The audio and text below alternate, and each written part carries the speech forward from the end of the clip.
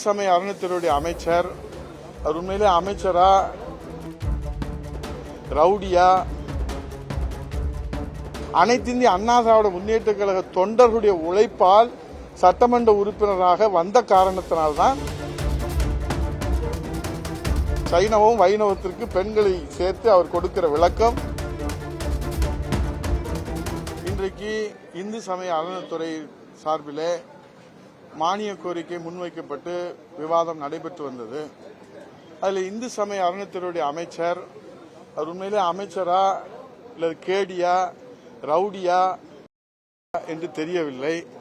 ஏன்னால் அந்த அளவுக்கு சட்டசபையினுடைய மாண்பை, இந்த சட்டசபை என்பது இந்த சட்டப்பேரவை 100 ஆண்டுகள் காண்கின்ற மிகப்பெரிய சட்டங்களை, சமூக சீர்திருத்த சட்டங்களை, சமூக நீதி சட்டங்களை உருவாக்கிய இந்த மன்றத்தில் இன்றைக்கு வேஷ்டியை மாற்றிக்கொண்டு, கொள்கையை மாற்றிக்கொண்டு, தலைமையை மாற்றிக்கொண்டு தன் வயிற்று பிளப்புக்காக இன்றைக்கு திமுகவில் போய் அடைக்கலம் புகுந்திருக்கிற சேகர் பாபு என்கிற கேடி சட்டமன்றத்திலே இருக்கக்கூடிய மரபுகளை எல்லாம் காற்றிலே பறக்க விட்டுவிட்டு அவருடைய அரசை பற்றி சொல்வதை பற்றி, அவர் தலைவரை பற்றி சொல்வதை பற்றி யாருக்கும் எந்த விதமான வருத்தம் இல்லை. ஏனால் அவர் வாயை வாடகைக்கு விடுவர் என்பதை நான் சொல்ல வேண்டியதில்லை, தமிழ்நாட்டில் இருப்பவர்களுக்கெல்லாம் தெரியும்.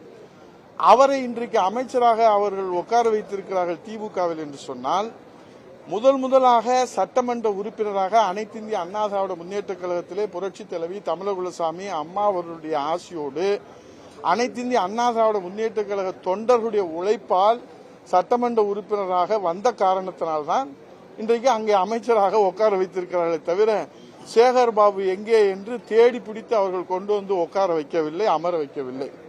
ஆனால் இவர்தான் என்னமோ வானத்திலிருந்து வந்ததை போல யார் கேள்வி கேட்டாலும் சரி அதற்கு மரபுகளை மீறிய வார்த்தைகள், நாகரிகமற்ற இந்த கலாச்சாரம் பண்பாடு நாகரிகம் சொல்லுவார்களே, அதெல்லாம் அவருக்கு கிஞ்சுற்றும் கவலை இல்லை. ஏனென்றால் அவருடைய பிறப்பும் வளர்ப்பும் அப்படி இருக்குதோ என்கிற ஒரு சந்தேகம் எழுகிறது. இன்றைக்கு அவர் திருமணம் கடந்த ஆண்டுகள் 10 ஆண்டுகளுக்கு மேலே தடைபட்டு போயிட்டது, நிறுத்திவிட்டார்கள் என்று சொன்னார்கள்.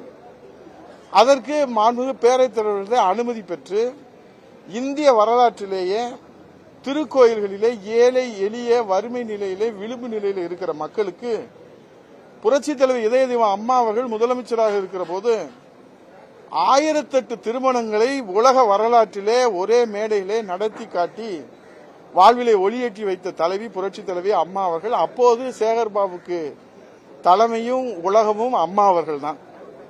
ஆனால் அதையெல்லாம் இன்றைய தன்னுடைய வயிற்று பிளப்புக்காக அவர் அதை மாற்றி அந்த வரலாற்றுகளை மாற்றி எழுதுகிற போது சட்டமன்ற பேரவையிலுடைய ஆவணங்கள் என்பது அது ஏதோ தெருவில் இருக்கக்கூடிய அச்சடித்து விற்கிற புத்தகம் அல்ல.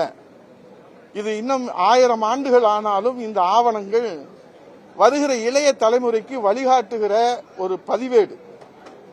நம்மை வழிநடத்திய முன்னோர்கள் எப்படி நமக்காக உரிமை குரல் எழுப்பியிருக்கிறார்கள் என்பதை வருகிற தலைமுறை படித்து அறிந்து புரிந்து அதன்படி இந்த நாட்டிற்கும் இந்த நாட்டு மக்களுக்கும் சேவை ஆற்றுவதற்கான ஒரு வழிகாட்டுதல் தான் இந்த சட்டப்பேரவையினுடைய ஆவணங்கள், பதிவு செய்யப்படுகிற அந்த ஆவணங்கள். ஆனால் இப்படி ஒரு கேடியை பேடியை வைத்துக் கொண்டு அவர்கள் நடத்துகிறார்கள் என்று சொன்னால் திமுகவிடத்திலே சட்டசபையினுடைய மரபை எதிர்பார்க்க முடியாது.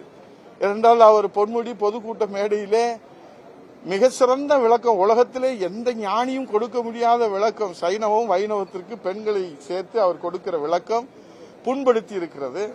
இன்றைக்கு சட்டப்பேரவையிலே கேள்வி கேட்டால் கேள்வி கேட்பவர்கள் எல்லாம் போடா வாடா என்று சொல்வது.